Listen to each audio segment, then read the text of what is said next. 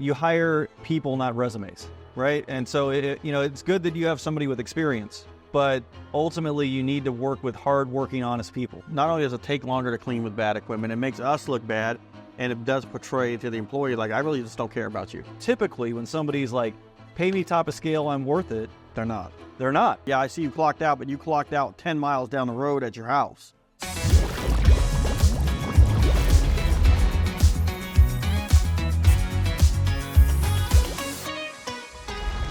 How do you get paid so you can pay your employees?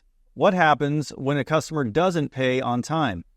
As you grow, how do you ensure scalability and efficiency in the billing process?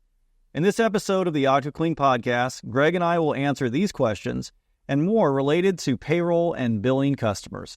It's going to be an interesting topic today about finances and stuff. We're going to try to make it as interesting as possible because it is financial stuff, and I can make anything interesting. Now, this is the essential stuff, but people are going to be like, boring. We have some good this or that questions, so hold on. Okay, so don't Stay tuned. anywhere. And, if you're like, I already know about payroll. And I think we have some good questions from other people, too, from our faithful listeners. Yeah. Okay, good. All right, so Greg, you're going to ask us some questions. Matt, what payroll platform does OctoClean use? Well, right now we're using ADP. We've used a lot of other services in the past. We've used Paychex. We used them for a long time. ADP is good, and most payroll services now have more than payroll, right? Yeah. So you're going to have payroll, you're going to have time and timekeeping, time and attendance, HR, you're going to have all sorts of things. So when you choose a payroll service, you're going to want to choose one that has a very comprehensive offering, and not just like, oh, I found this guy and he can do my payroll and it's really cheap, because then you're going to have to figure out how you're going to keep track of time.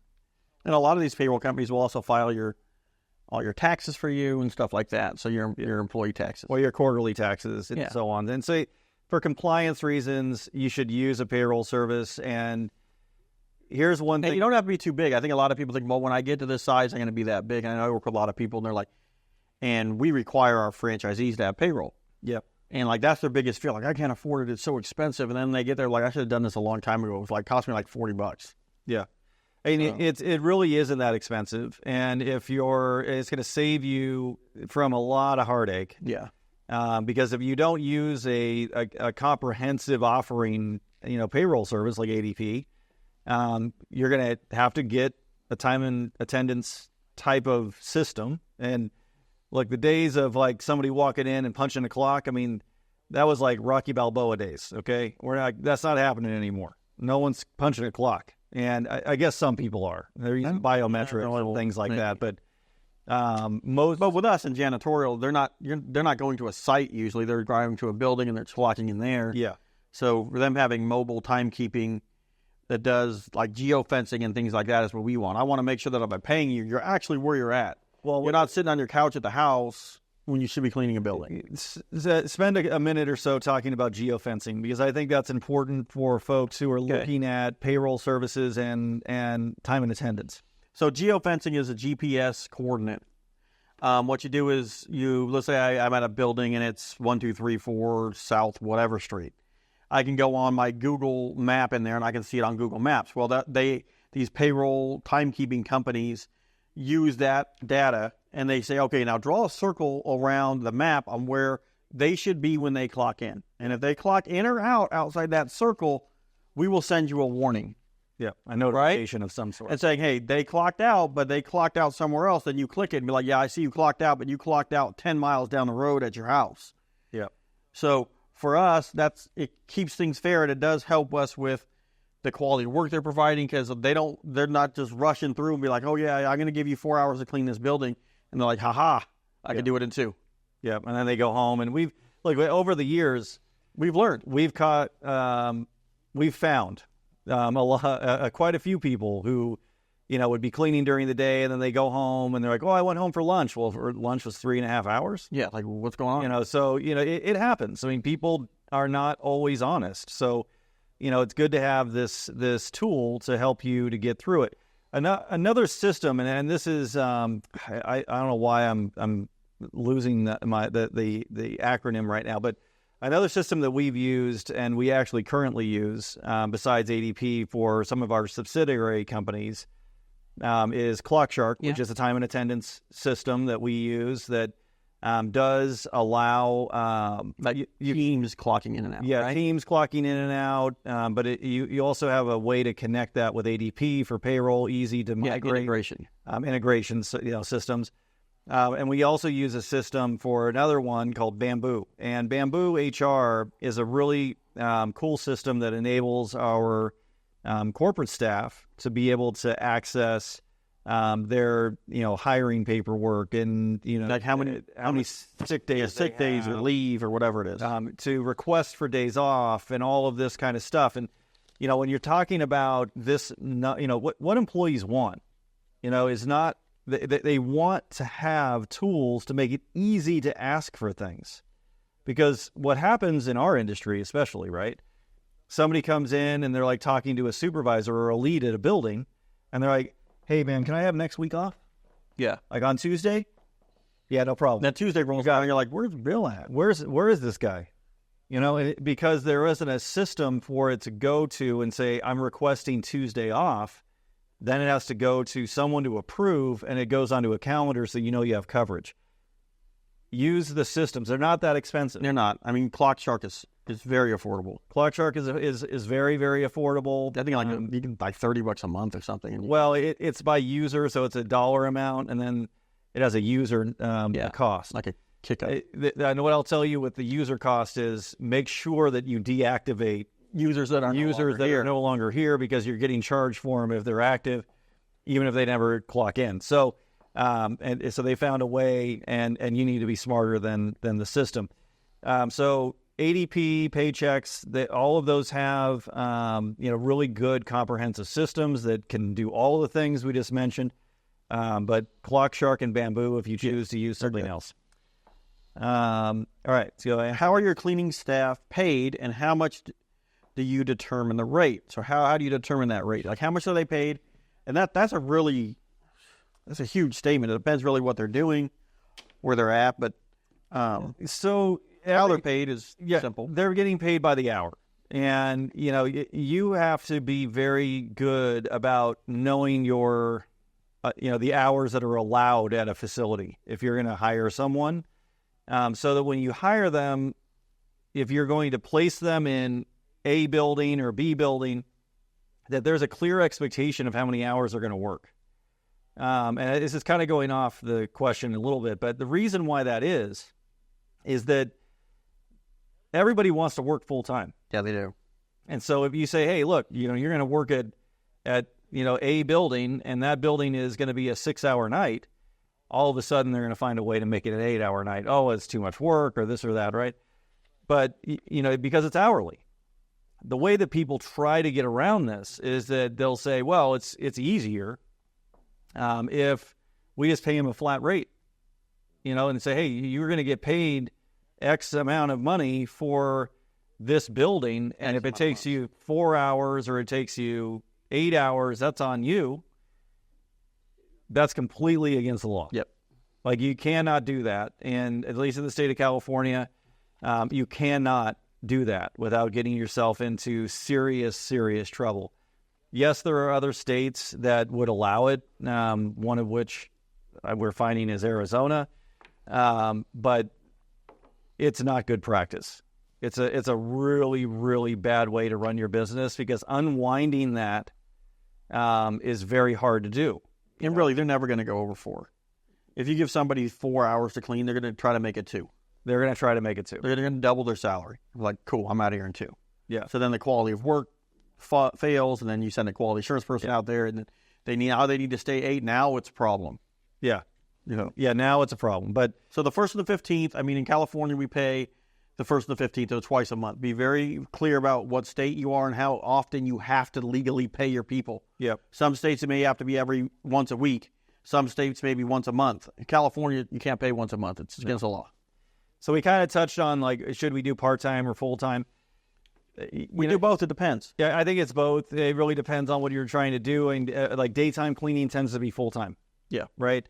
If you're doing nighttime cleaning, you're going to have absenteeism. People are going to call out at the last minute.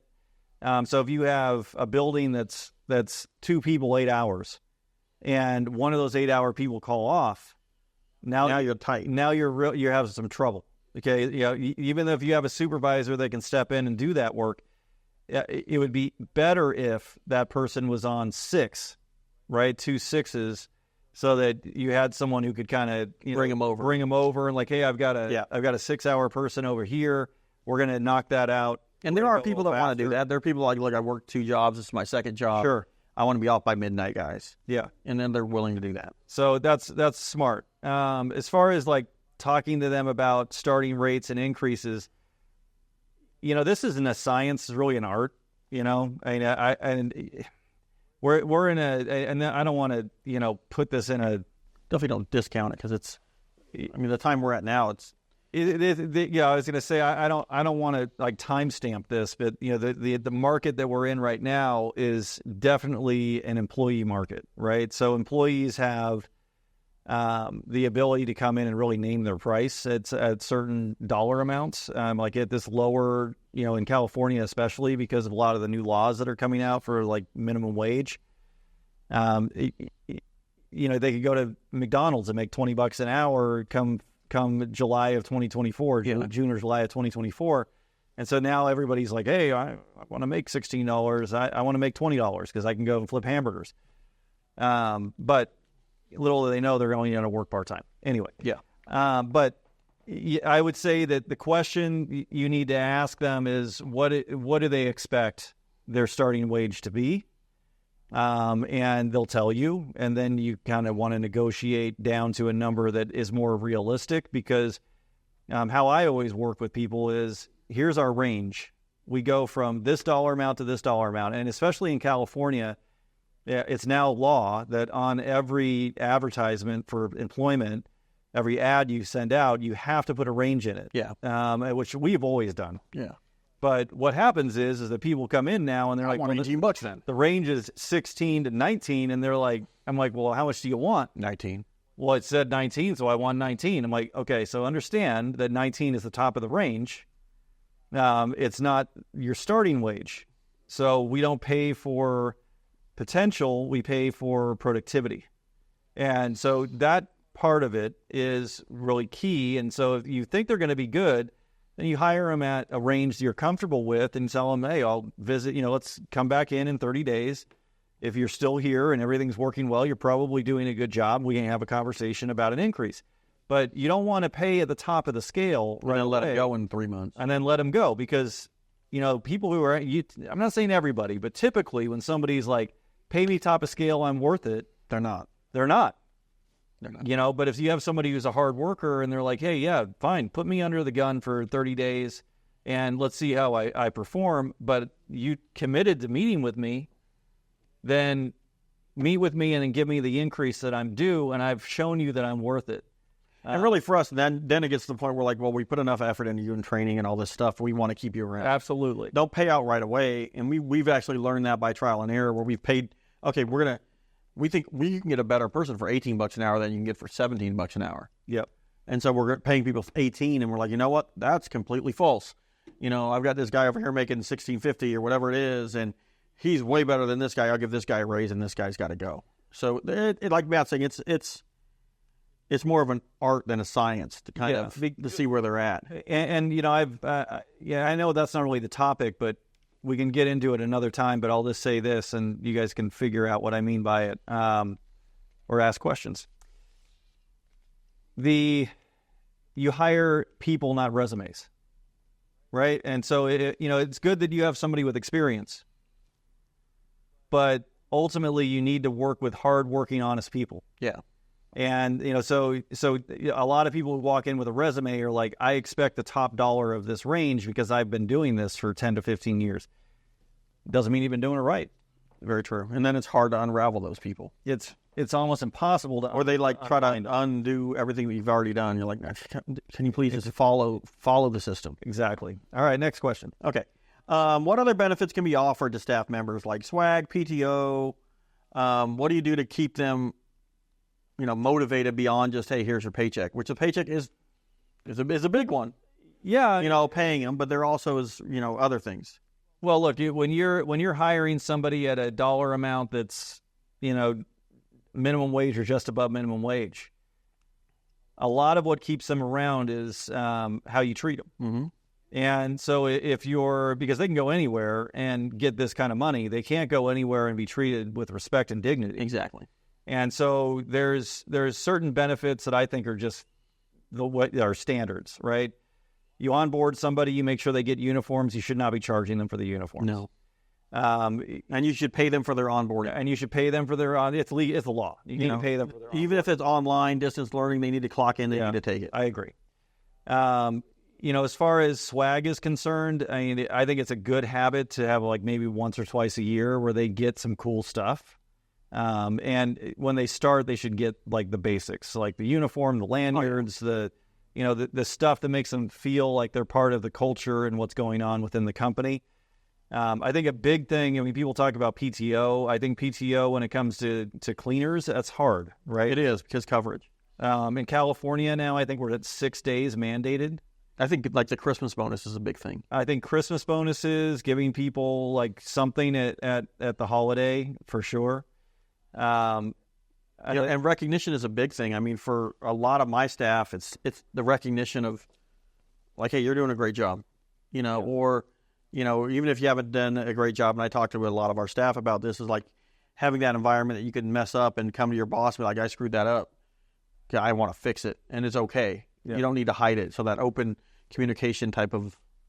I would say, to even expand on you're doing a great job, it's really for them to understand the impact that they're making on the customer. And so like when I try to compliment somebody, when I do, I try to be as detailed as I can be. And I'll say, hey, I just want you to know you're doing a fantastic job, and this is what the impact you're making on this facility. These people are saying this, this, and this, and that's because of you. And, that's because then they see what their hard work and the impact that it's making. So it's really culture. I think that one of the biggest things that you said here, good equipment. We get that a lot from employees that come from other businesses. Yeah. And other cleaning companies, like, I've had the same mop bucket and it's been broken for like 4 months. And I'm really big on that. Like, if I go in and I find it, I'm like, why didn't someone say anything? And I really like take offense with my management staff. Like, hey, if it's broken, we need to replace it. Because it not only does it take longer to clean with bad equipment, it makes us look bad, and it does portray to the employee, like, I really just don't care about you. Right. That doesn't work. Sucks to be you. Yeah. Do better.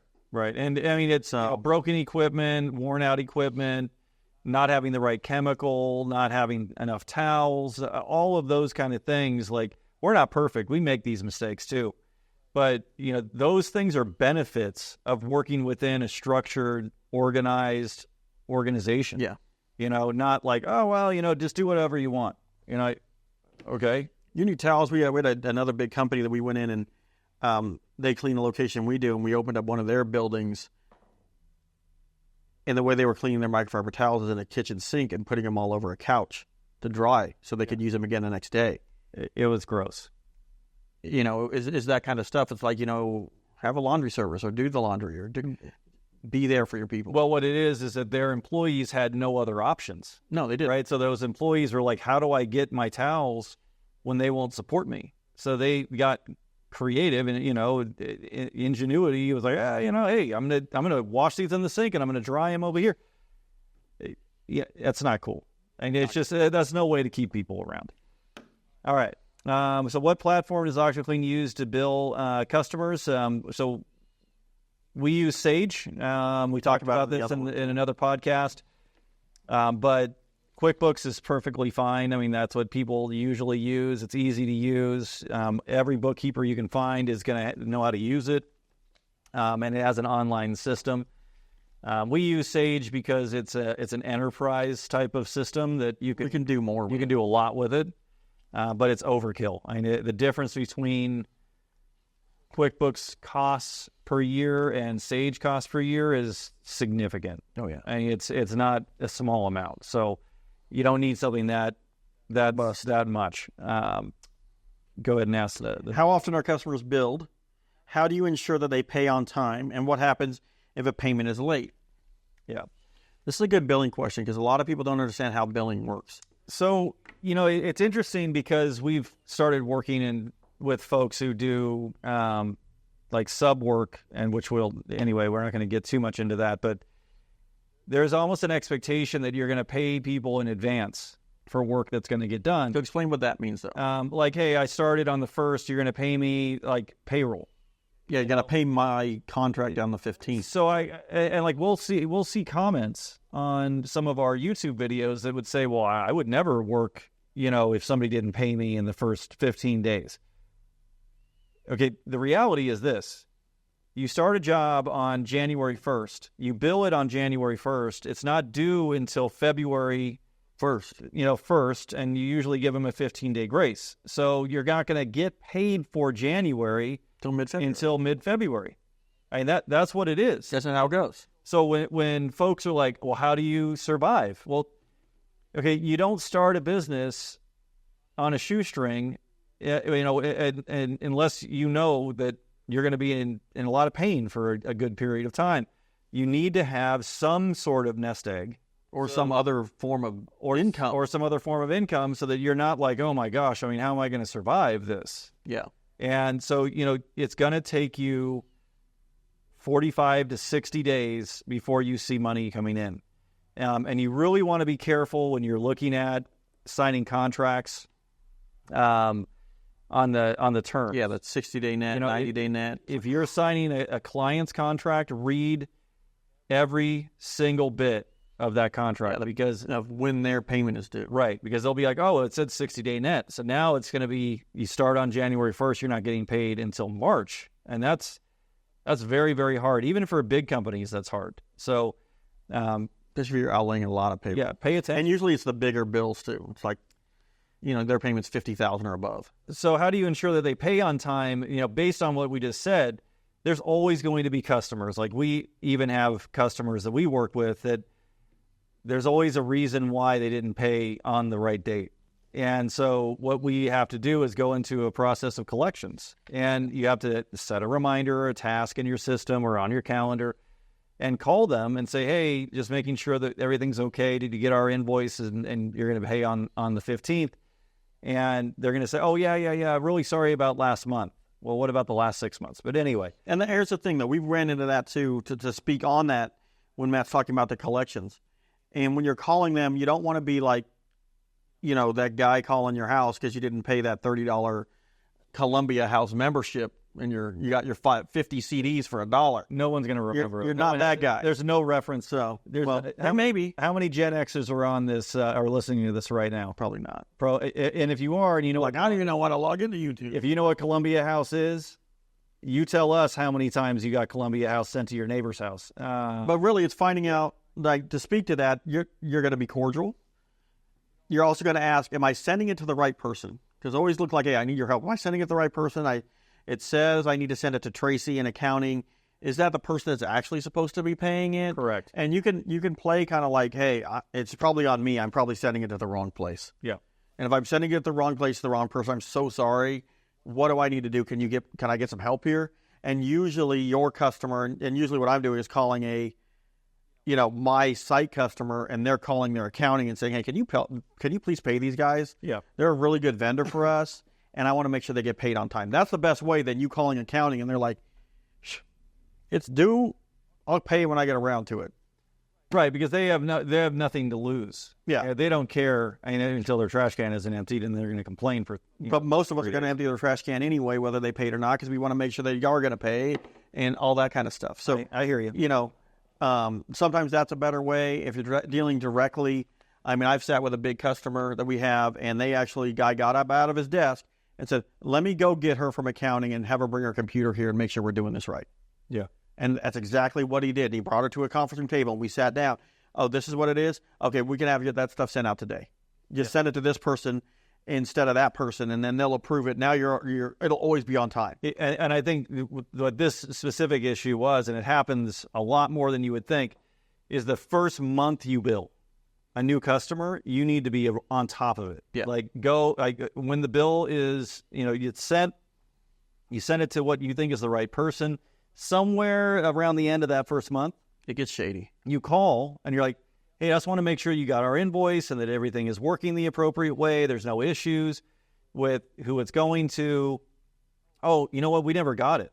Okay, well, who do we need to give it to? Because if you wait until close to the 10th of the following month, and now you're doing it, now it's going to be 10, 15 more days. So, or longer. Be smart. I'm talking to myself right now. Because they'll send it to Matt, and then Matt will be like, oh, my bad. Yeah, be smart and make sure that you get all of the process of payment down correctly, because it matters. It definitely matters. Go ahead. All right. Next question. So we talked about how they're billed. As your business grows, how do you ensure scalability and efficiency in the billing process? That's... Well, and use the right systems, right? Yeah, use the right systems and it'll scale with you. If you're using QuickBooks and you understand how to use the billing and the invoicing and all of that, you're going to be fine. You're going to want to also, as you grow, I mean, most of the people who are listening to this are sole proprietors or, family business or whatever. Something you're starting or thinking about starting. Money is like blood. Right? Something you need to consider as a business. If you don't have it, you don't live. So you've got to make sure that you've got someone, when you get busy and you're taking on new accounts and you're doing all these things, you need to make sure someone is billing on the 1st of each month. Because if it's, I forgot to do it, no, it was a holiday weekend or whatever, and I didn't get to it, you bill on the 1st of each month, every single time. So someone has to be assigned to do that duty, yeah. and not just kind of like, wishy-washy, and I'll get to it when I get to it. They know it's due. I'll send it whenever. Yeah, and because what happens is when they send the bill, if they send it on the 10th of January, they post it on the 10th, and they start counting the days. Most accounting company it's 30-day net departments, they count it from the 10th. That way it's due on the 10th. Send it on the 1st. It needs to be dated on the 1st, and it's going to get to them somewhere on the 1st, especially if you're sending it electronically, which I highly recommend. Yes, if you can. You don't mail invoices. You should be sending them through email so that you know that they received them. So that's where business bank account comes in, all that kind of stuff. Absolutely. All right. Great. All right, now we're going to get fun. Here we go. We're about this or that again. This or that again. Okay. Uh-oh. Matt. Yes, sir. Would you rather have fingers as long as your legs or legs as long as your fingers?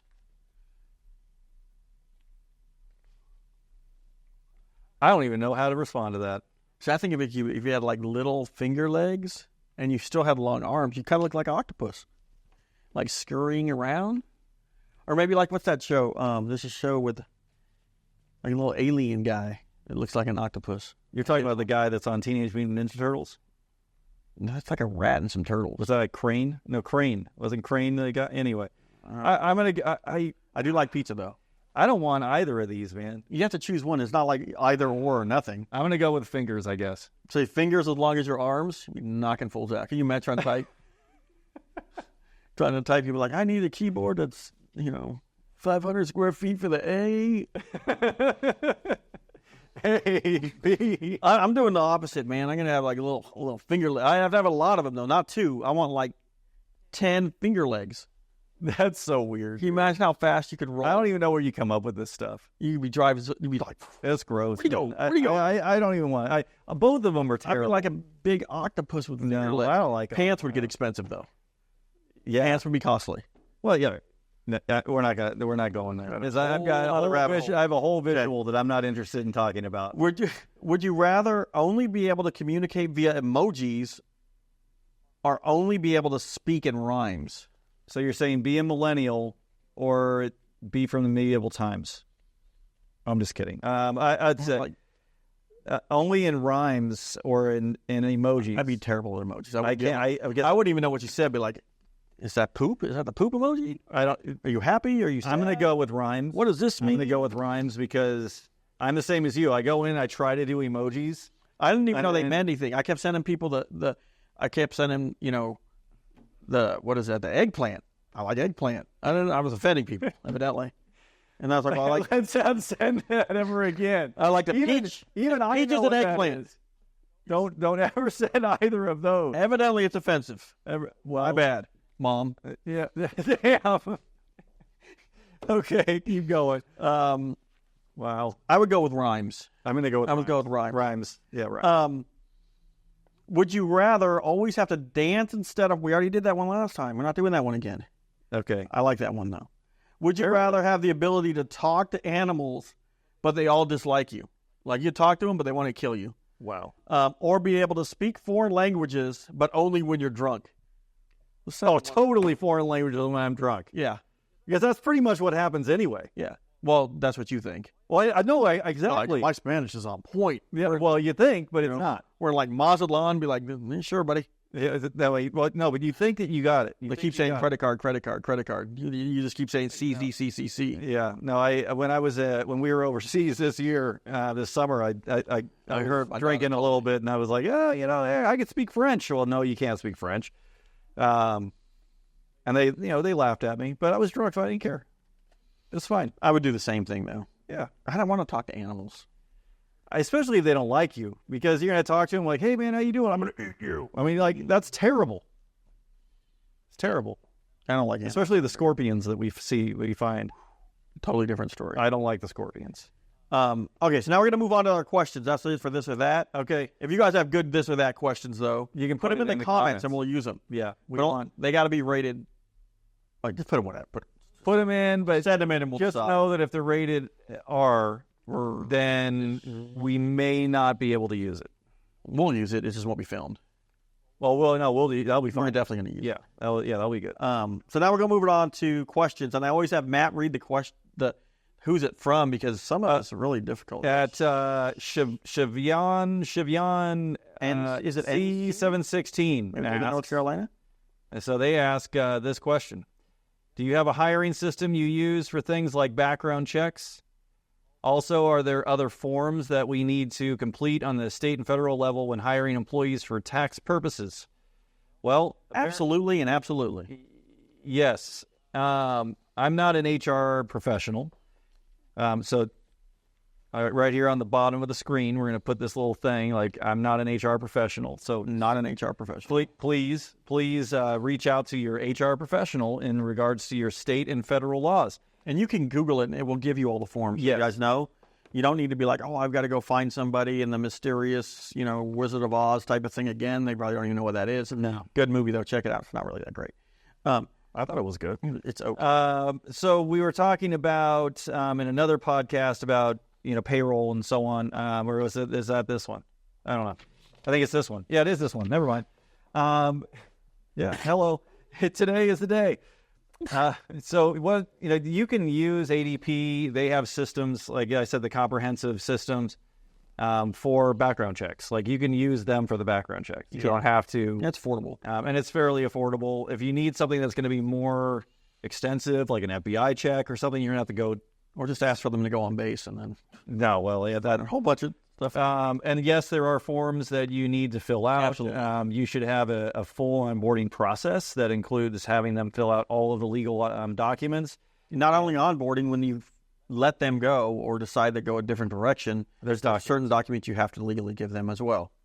They don't have to sign anything. They don't have to sign them, but you have to give them to them. So yes. So at Action Clips.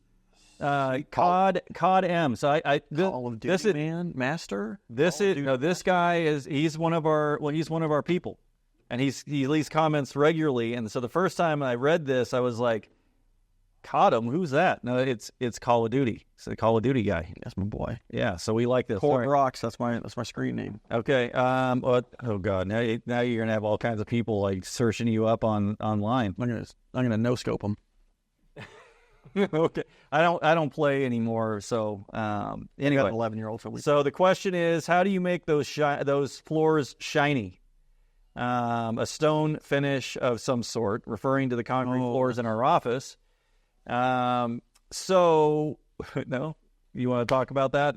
So we could go down a whole rabbit hole about stone and like natural stone and concrete. Yeah, they're polished. So you don't put a finish on stone, or you don't put a finish on. You could put a sealer on concrete. You could. Yeah. But ours are polished. So it's kind of like how you make wood smooth.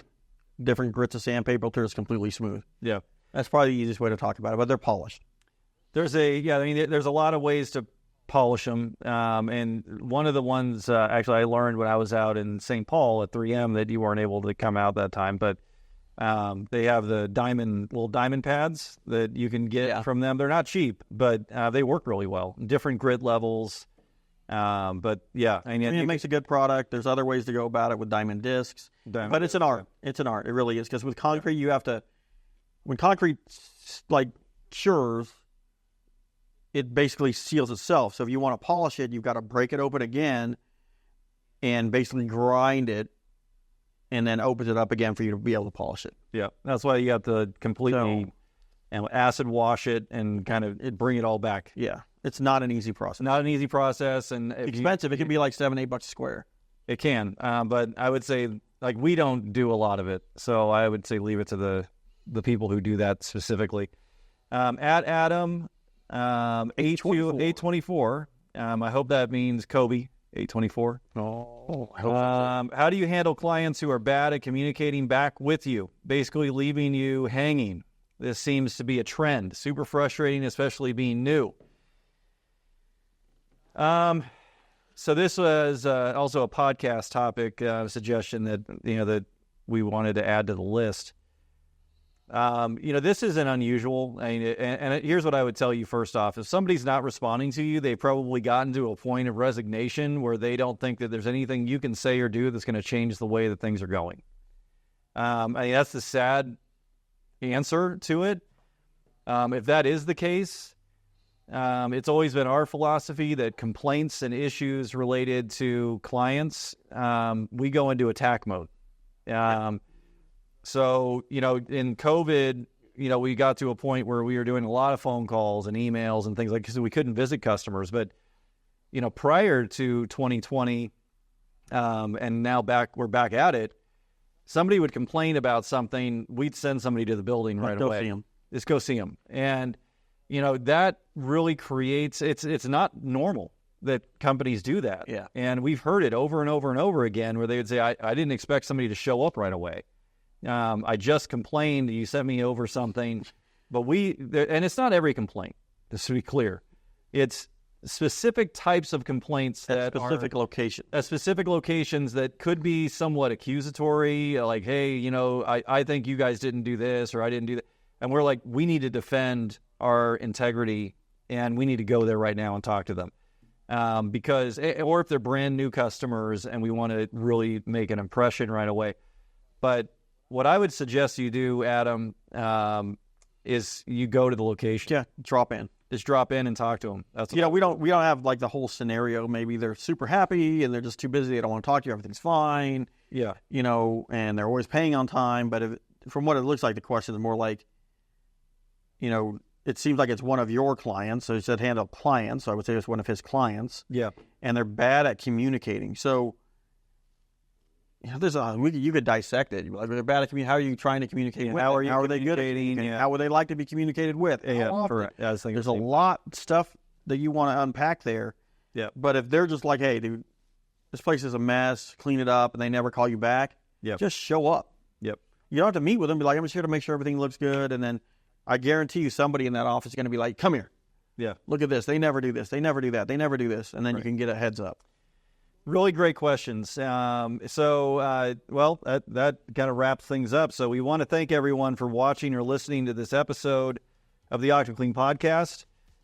If you're watching on YouTube, please like and subscribe. Leave a comment with the topics that you want discussed next time. If you're listening, don't forget to rate and review the podcast. If you're not, what is the point of watching and listening? We'll see you in the next episode, and thank you so very much. Thank you. We'll see you later. Good job, Greg.